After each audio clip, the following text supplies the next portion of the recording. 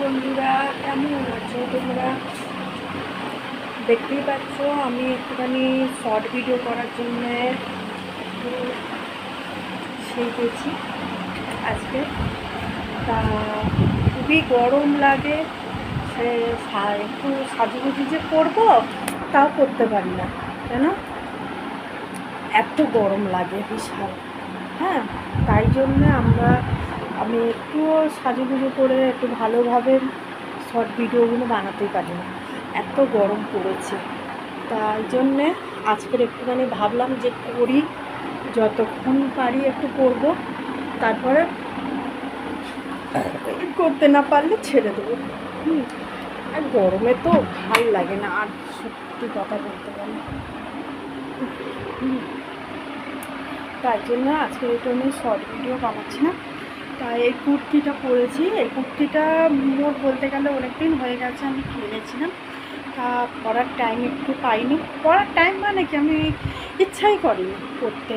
ভেবেছিলাম পয়লা বৈশাখে পরবো, তা পয়লা বৈশাখে তো পরতে পারলামই না। তা এবার আজকের ইচ্ছা হলো পরি একটু কটা শর্ট ভিডিও বানাই।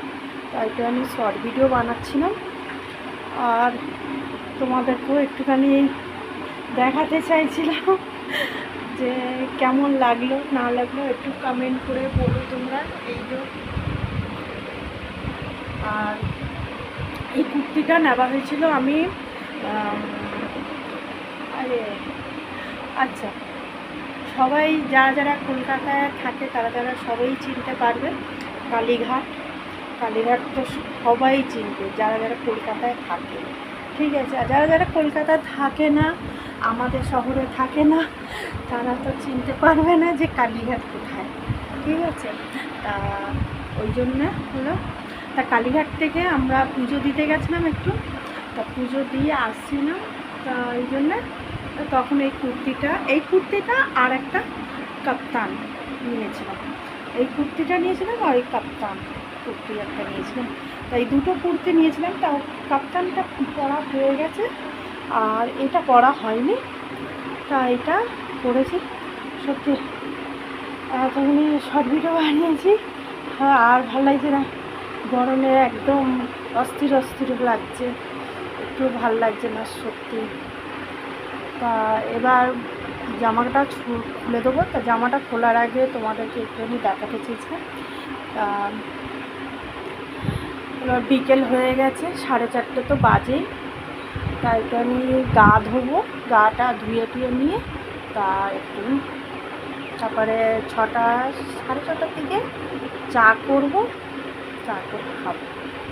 আর তাড়াতাড়ি খাবো না কেন, দেখো তোমরা বন্ধুরা যে এখনও কতটা রোদ রয়েছে। বন্ধুরা, কত রোদ এখনও। আমি ছাদে একটু কটা ভিডিও বানাতে গেছিলাম, ছাদে গেছিলাম। তা ছাদে গিয়েও আমি বলি না, ছাদে ভিডিও বানানো যাবে না, এত রোদ বিশাল। আমি ঘরেই ভিডিও বানালাম, তা আর ভাল লাগছে না। এবার ভাবছি, এবার সব দেখতেই পাচ্ছ একটু দেখো আমি বেশি ভালো মেকআপ করতে পারি না, আমি যেরম পারি আমি সেরম করি। হ্যাঁ, আর আরেকটা কথা কি, সবাই ভাববে যে বাবা মেকআপ করতে জানে না। আজকালকার সবাই মেয়েরা মেকআপ করতে জানে। দেখো, সব মেয়েরা সব কিছু পারে না, আর সব মেয়েরা আবার একদিকে পারে তো একদিকে পারে না। ঠিক আছে, এটাই হলো কথা। তা ওই জন্যে বললাম যে সবাইকে সব কিছু মনে করো না। ঠিক আছে, এইটাই, সবাইকে সমান মনে করো, ভালোবাসো, ওইটাই ভালো লাগবে। যে তুমি তোমাকে দেখতে কেমন লাগছে, এরম লাগছে, কত ধরনের দেখি তো ভিডিওতে, এরম টলে দেখি শুনি, এগুলো ভাল লাগে না। এগুলো যাকে যেরম দেয়, যে যেরম পারে সে সেরমই করে। তা কী হয়েছে, সেইটাতে কাউকে এরকম বলতে নেই, তারও তো একটা মনে কষ্ট লাগে না। আমি তোমাকে বলবো, তোমার মনে তো একটা কষ্ট লাগবে না। তা আমি কেন তাকে মনে কষ্টটা দেবো? আমি সেইটাই ভাবি সবসময়, যে আমি কাউকে মনে কষ্ট দিতে চাই না। আমি তাকে মনে কষ্ট দেবো, কালকের ওরই আমাকে মনে কষ্ট দেবে আরেকজন। তা তাহলে এরকম মনে কষ্ট দিয়ে লাভ নেই। আমি একটা ইউটিউবে ভিডিওগুলো দেখি তো, যে লোকে বলে যে বাবা এ কেমন দেখতে, মেকআপ করতে পারে না, এ বাবা কি রোগা, এই সেই বলে তো কত মেয়েরা। এটা আমাদের মেয়েদের মধ্যেই এরম হয়। তা আমি সব মেয়েদেরকে বলছি যে কেউ কাউকে দেখে এরম বলো না। সবাইকে যে যাকে যেরম দেয় সে সেরমই থাকে। সেটা তার কেউ কাউকে চেঞ্জ করতে পারবে না, না কারোর হাতে আছে এটা। যে বানানো সেই বানিয়ে ওপর দিয়ে পাঠিয়ে দিয়েছে। সে এখন তুমি এখন বলবে যে আমি তৈরি করা যায় না, এটা কখনো হতে পারে না। ঠিক আছে, তাই জন্য আমি বললাম যে মেকআপ করা কারুর সুন্দরতা, তুমি সুন্দর বলে আরও কেউ সুন্দর নেই সেটা বলে সেটার জন্যে কাউকে ওরমভাবে বলা এটাও ঠিক না। ঠিক আছে, তা চলো আমি এবার গাটা ধুয়ে নিই, ধুয়ে নিয়ে একটু ফ্রেশ হয়ে যাই, না তাহলে একদমই ভালো লাগছে না।